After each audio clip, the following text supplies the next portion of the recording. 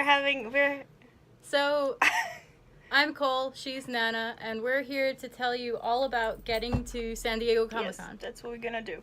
And today's video is the first one from the series that we're planning to do. And today we will be talking about basically, from our point of view, how important it is to have a group of people to go with you to San Diego Comic Con.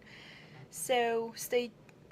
Since San Diego Comic Con is kind of the convention of all conventions, and for any nerd anywhere, it's like making a religious pilgrimage. So that means everyone wants Pretty to much, go. if you've ever heard the word Comic Con, you think about San Diego. Or at least from my experience, people who've never been to other conventions or haven't been to conventions in general, this is what they think about San Diego Comic Con. So obviously, everybody wants to go. But how do you get there? If you've ever tried to look it up, you find out that it's really, really hard. Mainly because most of the things at San Diego are a lottery, including buying tickets, buying parking, buying hotels, buying pretty much everything. Everything that matters is a lottery. Yes. So, how do you turn the odds for yourself? Because, as far as the statistics say, according to San Diego Comic Con Unofficial blog at least, they're very low. You have approximately 6% chance of getting a badge, which is, compared to people who are signing up for it, about 1 in 10 people or so.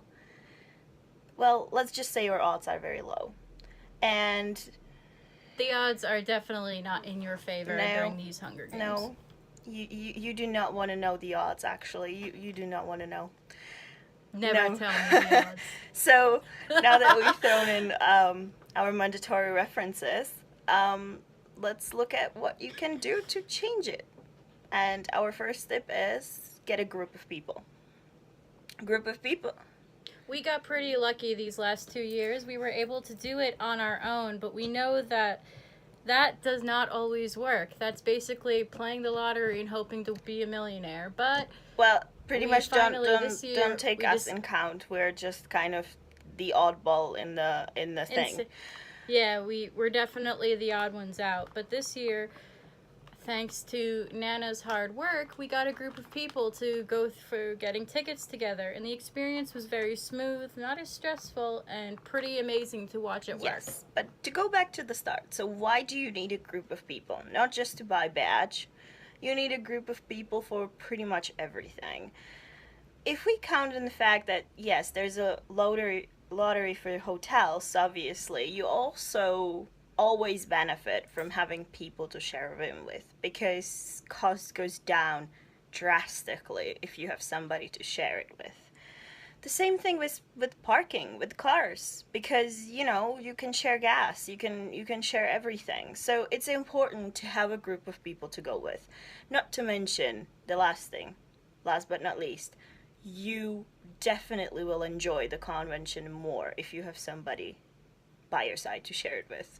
Take it from experience, it's really great to have friends all over. We tried to start off our first year as doing it alone, but we very quickly learned when it came to things like going as far as getting into Hall H that we needed friends. And so that kind of leads us to our next tip. How do you find people to do this with? If you're going alone or just going as two people, well, one big resource you would never guess is Twitter. Yes, Twitter is your friend. And social media in general. Social media in general, but Twitter is probably your best friend when it comes to San Diego. And that's coming from a person who has how to put it. Well, let's just say I'm not good with Twitter at all. Like, I am terrible when it comes to Twitter.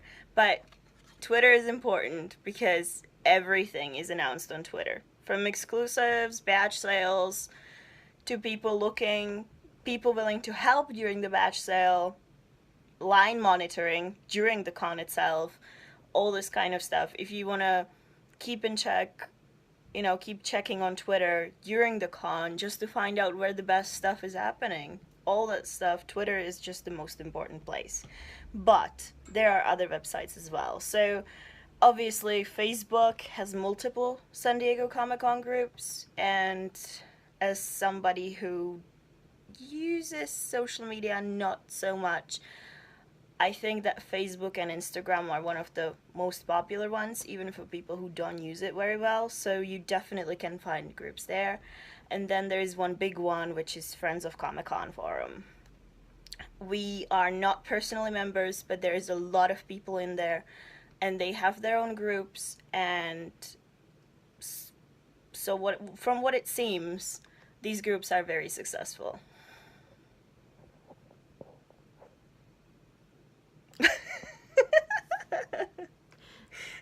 So when we found since Nana is from the UK, she managed to find a group that we could work with to buy badges and also just to have friends. And I kind of came along as the token American that is attached to Nana. And that's another good way. That was another way that social media has helped us find groups. It's a Facebook group. But also, like Nana was saying, you can watch on Twitter for a lot of things. If you follow just plainly the SDCC hashtag, then you'll see a lot of information from when the badges come on sale to when it's time when you're at the convention, to who's doing what does a line look like when. And you can also make a lot of friends. During our first year, that is where we made a few friends, and during our second year, we found our current convention family that I think we'll be with for a very long time on Facebook. Yes. We found them in San Diego Comic Con group on Facebook. It's a really, really big group. I think it's got definitely a couple thousand people in it. So if you find it, it's probably going to be on a top. Arraega. Sorry? Coley? I didn't hear you. Nothing. I'm here. She dropped out on me. I can't hear her. But anyway, it's okay. You'll find the group somewhere in the top. So definitely join the big groups. You can find the small groups of people. All of the groups that we recommend, we're going to leave in the links down below. Yes, you'll find them in the links down below. Now, to get a little into this, sometimes we read in the comments under certain videos or articles that you need to know people, but like you need to know special people to get in. You definitely don't need to know special people to get in. While it's probably beneficial if they can get you a badge, it's great, but you do not need to know special people to get in. Basically, the whole getting into San Diego is about who wants it the most, is what I personally would say.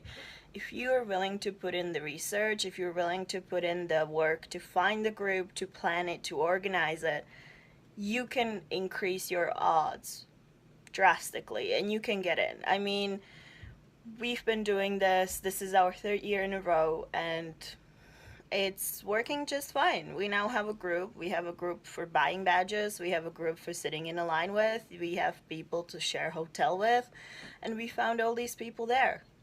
We have friends. Yeah, well, I don't know if they like us, but we like them. And they decided to keep us for whatever reason. So that's just how it works. So definitely our first lesson for San Diego, and the point of this video was to tell you that you do need people, but you do not need to know famous stars to get into San Diego Comic-Con. Yeah, you definitely do not need someone who's like the inside person or whatever, like in a nightclub or something. You just need to want it bad enough. Like, you can't just wake up one morning and say, all right, we're going to do this. We're going to go to San Diego Comic-Con, and just think that you can just pop on over and buy a badge in person. That's not how it works, because the badges sell out during pre-sales. So you need to plan ahead. You need to think, okay, I really want to do this. And then you need to get informed. You need to follow the appropriate social medias to know when the badges will go on sale. You need to make a profile with San Diego Comic-Con, and you need to find people to work with. You can't just, like going to the store and buying a bottle of milk. You can't just show up like that. And that's another thing that people complain about, because they think that you should be able to just show up. But it's not how it works anymore. It's too popular. It's too big. Yeah. It's a holiday of its own. If you want to do a convention where you just show up and you buy a ticket, and you know what, I understand that. I've got those. Like, I wish that there were, or I wish, I know there are, but there are conventions that you can go to just on that day and buy a ticket and just go in, and those are great as well. Obviously, it's a little different than San Diego. You're not gonna get the biggest movie stars. You're not gonna get the biggest stars, period. You're not gonna get famous people probably at all. But they're still great conventions, especially if you're a comic book fan. And they're usually locally. You would be surprised if you've never been to a convention, just look online, look around your area, and I guarantee you you'll find one. Unless you live in like really remote area somewhere in the middle of nowhere, usually there is a convention around you somewhere. And it doesn't have to be San Diego. And you might actually like it better than you would like San Diego, to be honest. But San Diego is basically a world on its own, and it's for crazy people. You have to be a little bit crazy to want to go. And yes, it's filled with lots of people, and it gets pretty busy, it gets loud, and it can be hard to get across the con floor, but that's all a part of the experience, and the payoff is the experience. We found that we liked going to the con as much as the things that we saw there.